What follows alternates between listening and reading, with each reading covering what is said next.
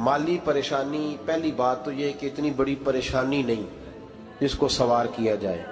आयत पढ़ूंगा कुरान पाक की और मेरा ख्याल है कि बहुत सारी परेशानियां तो कुरान मजीद के लफ्ज़ों से दूर हो जाएंगी। सूरह हूद है, उसकी आयत नंबर 6 है, 12वें सिपारे की पहली आयत है। क्या अंदाज है और मेरे रब का कितना मन मोह लेने वाला और दिल को छू लेने वाला अंदाज है। रब करीम ने फरमाया वमा मिन दाब्बतिन फिल अर्द, फरमाया नहीं ज़मीन पर कोई भी ऐसा चलने वाला, ज़मीन पर कोई ऐसा नहीं जो चलता हो, इल्ला अलल्लाहि रिज़्कुहा, जिसका रिस्क अल्लाह ने अपने ज़िम्मे न लिया हो। ज़मीन पे कोई चलने वाला ऐसा नहीं जिसके रिस्क की जिम्मेदारी रब करीम की ना हो। ये जिम्मेदारी रिस्क किसकी है? बोल के बताएं, बोल के किसकी जिम्मेदारी है जी? अल्लाह। देखिए गौर फरमाएं, यहाँ मुफस्सिरीन ने एक बात लिखी है इस आयत के तहत कि फरमाया जो ज़मीन पे चलने वाला है उसका रिस्क अल्लाह के ज़िम्मे है। फरमाते हैं कि ये अल्लाह ने हमारी अकल के मुताबिक हमसे बात की, वरना आसमानों में जितनी मखलूक है रिस्क उसका भी अल्लाह के ज़िम्मे ही है। यहाँ जो फिल अर्द के लफ्ज़ है ज़मीन पे, वो हमें समझाने के लिए कि तुमने तो सिर्फ ये दुनिया देखी है ना, तो जिसको तुमने देखा है वो सब खाते अल्लाह का दिया हुआ ही है। तो जो हमने देखा था रब करीम ने उसके मुताबिक हमें समझा दिया। फरमाया कुछ तो तुमने देखे ही नहीं, चलो उनकी तुमसे बात नहीं करते, पर जो तुमने देखे हैं उन सब का रिस्क किसके जिम्मे है? अल्लाह के।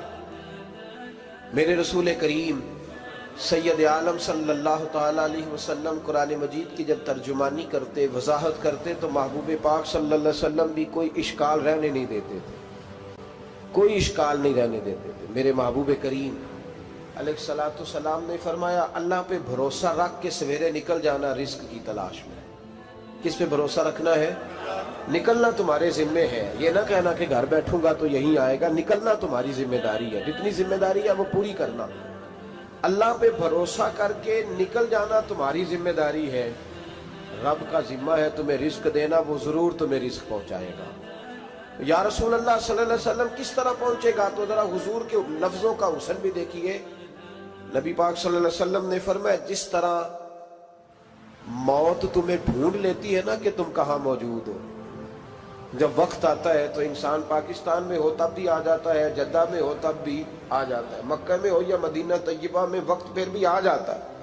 फरमाया जिस तरह मौत तुम जहां भी हो तुम तक पहुंच जाती है ना, इस तरह तुम्हारा रिस्क भी तुम जहां मौजूद होते हो अल्लाह वहां पहुंचा देता है, पहुंचा देता है। तो या रसूल अल्लाह सल्लल्लाहु अलैहि वसल्लम किस अंदाज में? तो फरमाया निकल जाना तुम्हारी जिम्मेदारी है। फरमाया सवेरे परिंदे भी निकल जाते हैं और शाम को जब लौटते हैं तो अल्लाह उन्हें पेट भर के रोजी अता फरमाता है। हालांकि उनको नहीं पता होता हमारा कारखाना कहाँ है, हमने कहाँ जाके मजदूरी करनी है। उनको नहीं पता होता कि हमारा दफ्तर कहाँ है, हमने किस ऑफिस में बैठना है।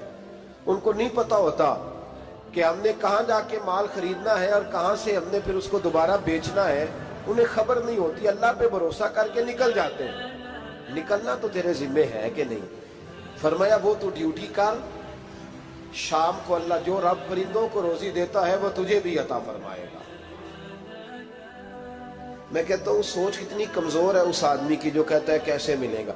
कितनी कमजोर सोच है।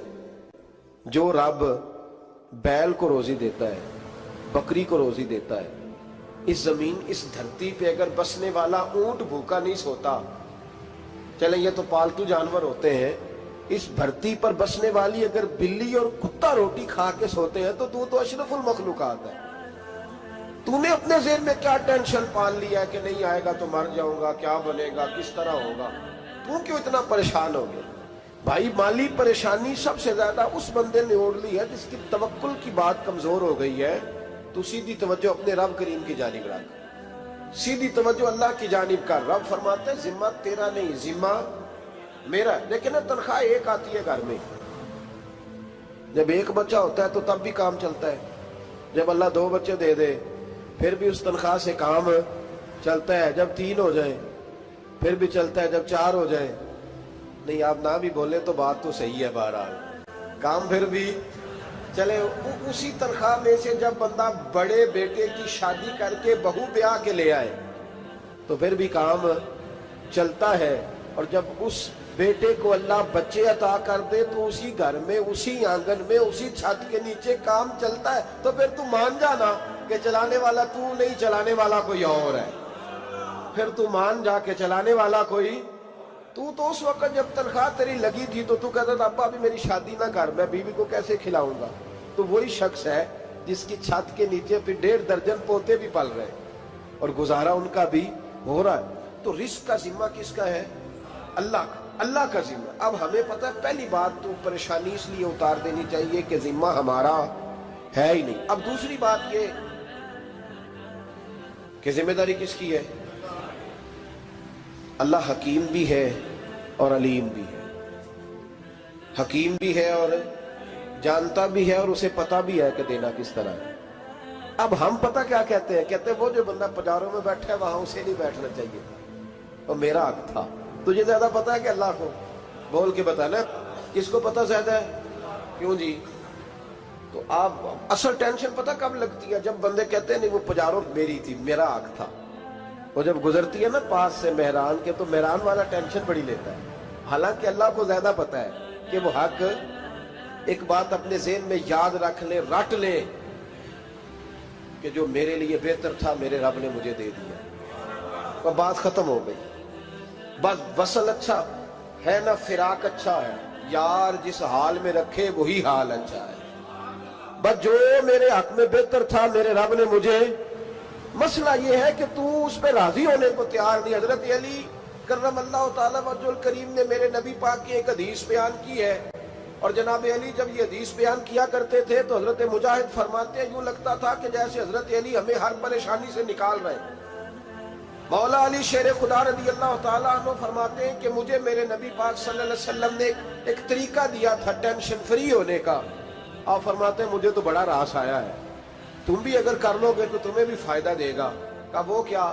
حضرت علی کہنے لگے محبوب علیہ السلام نے فرمایا تھا لوگوں تم اللہ کے دیے ہوئے تھوڑے رزق پہ راضی ہو جاؤ، وہ تمہاری تھوڑی عبادت سے تم سے راضی ہو جایا کرے گا. بس تم 2 نفل بھی پڑھو گے تو اللہ راضی ہو جائے گا.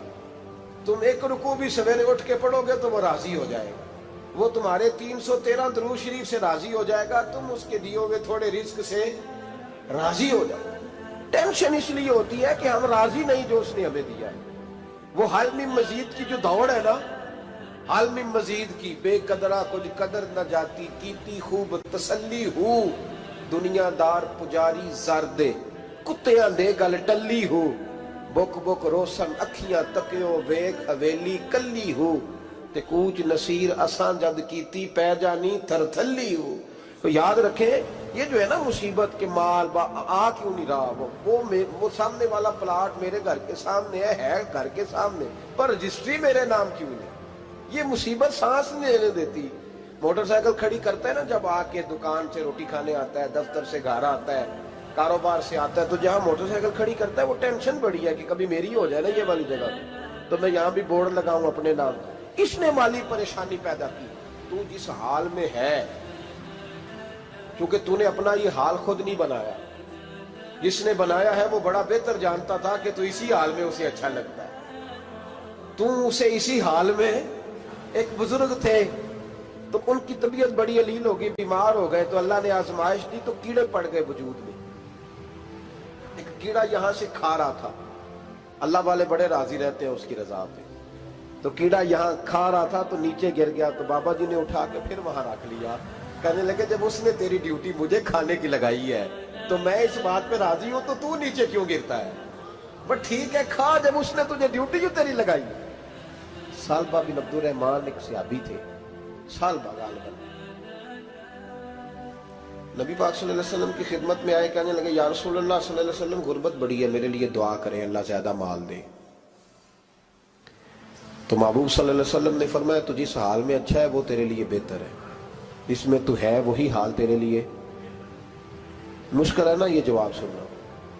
کہتے پیر صاحب فلاں جگہ سے تویز آیا، وہاں تو وارے نے آرے ہو گئے، تو آپ کے ہاں.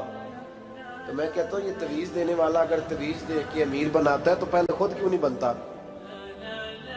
یہ خود تو 150 کا تویز بیچ رہا ہے، اپنی بیچارے کی حالت یہ ہے. اگر اتنا ہی تویز اس کا چلتا ہوتا تو پہلے 5 ٹیوب پجارو اس کے دروازے پہ کھڑی ہوتی. عجیب چکر ہے اور عجیب جگہ لوگ الجھ گئے، سمجھتے ہی نہیں بات کو.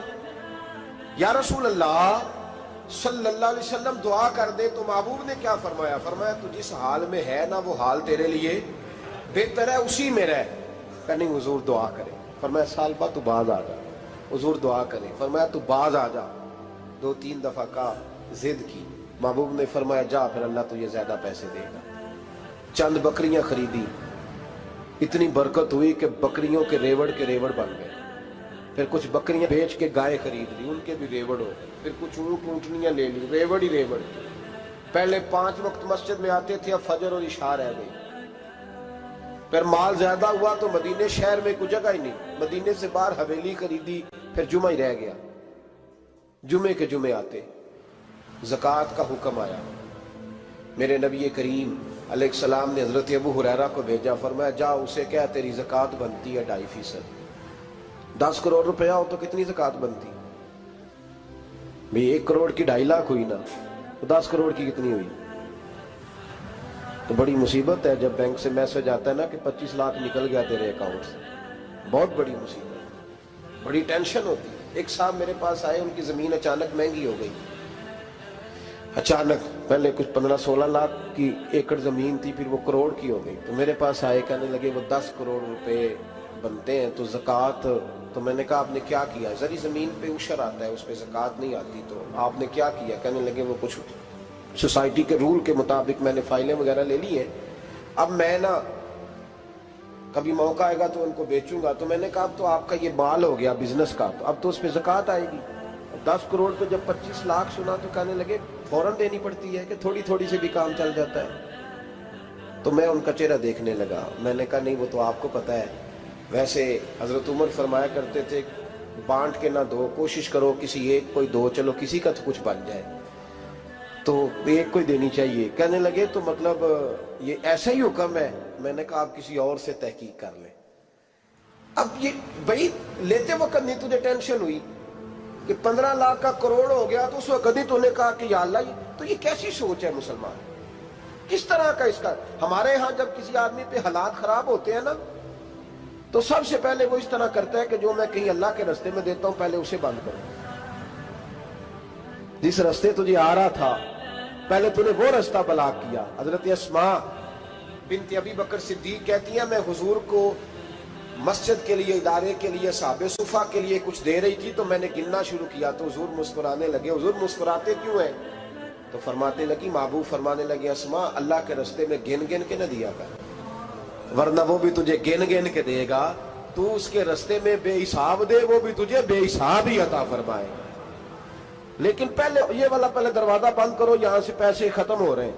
تو اس طرح کرنا بھائی. اس دفعہ سوٹ ذرا گرمیوں والے نہ خرید، لیکن جو تو اللہ کے رستے میں دے رہا ہے اسے دیتا رہے. لیکن ہم اپنا نقصان کرتے ہیں، زیادتی کرتے ہیں اپنے ساتھ. میں نے آپ کو پہلے بھی بتایا تھا پیار کی بولی ہے، پھر بولتا ہوں.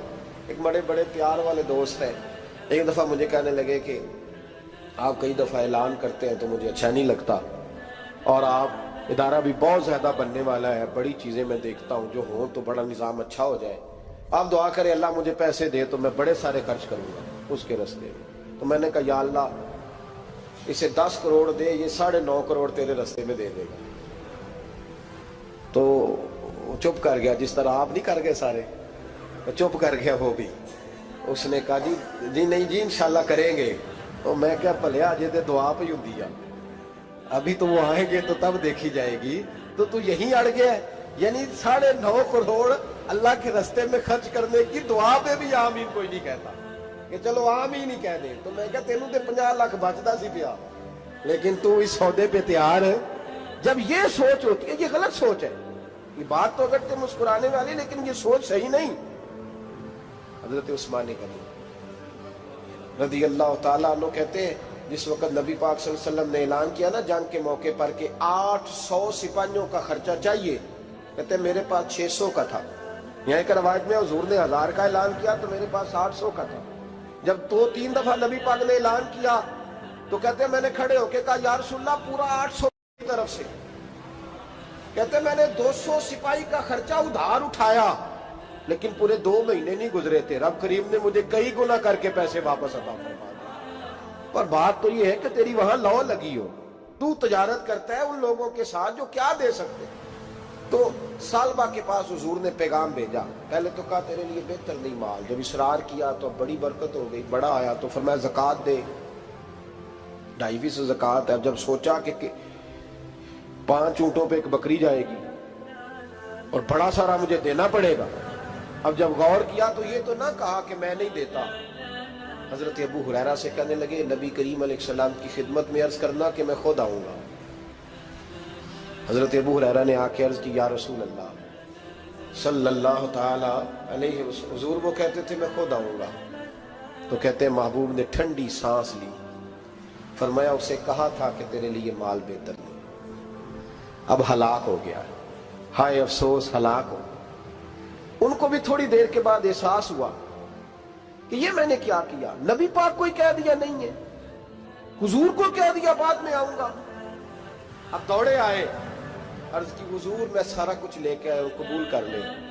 محبوب نے فرمایا گویا بلال حبشی کی خشک کھجور بھی قبول ہے، اور صہیب رومی ایک اٹی بان کی لائے تو وہ بھی قبول ہے، اور عمار بن یاسر اور مصعب بن عمیر اگر 2 دینار دے جائیں اور کوئی پرانا جوڑا کسی سپاہی کے لیے چھوڑ جائے تو وہ بھی قبول ہے، لیکن تو اپنا لاکھوں لے کے چلا جا، تیرا کوئی نہیں قبول، معاف کر دیں۔ فرمایا جا معاف کیا، پر پیسے لے کے نہ آنا۔ اگلے سال پھر آئے، بندے ہوئے ہاتھ ہیں، محبوبہ میں دولت کا کیا کروں، آگ لگانی ہے، قبول کر لیں۔ فرمایا تو لے جا، تیرا نہیں قبول، گرا جو ان کی نگاہ سے وہ سنبھل نہیں سکتا۔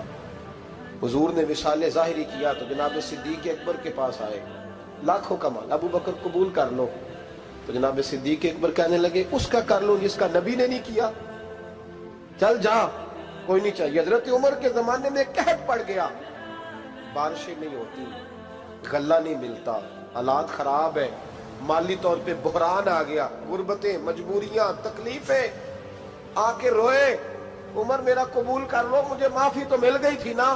فرمایا معافی اپنی جگہ پہ، پر جس کا مصطفیٰ نے قبول نہیں کیا۔